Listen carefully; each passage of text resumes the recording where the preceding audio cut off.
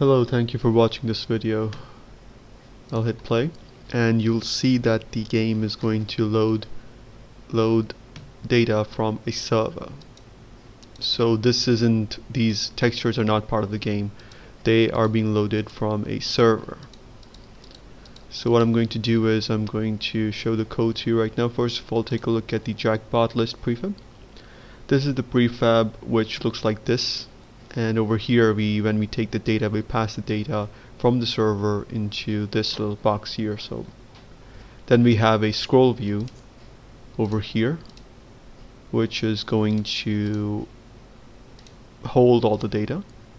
And we have a content filter, so the scroll view can expand based on how much data it has. This is the code. So we have name field, jackpot value field, win rate field, and image box.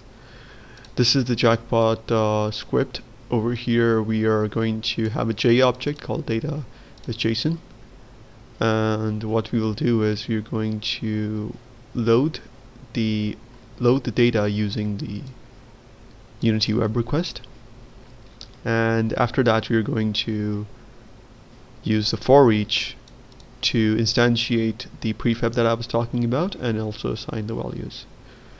Over here we only have one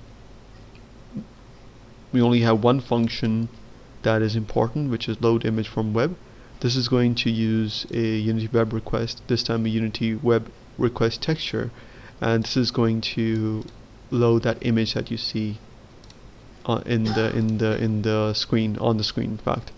So again, you can see that this image loads after a while. That's because the game is trying to get the texture data from the server.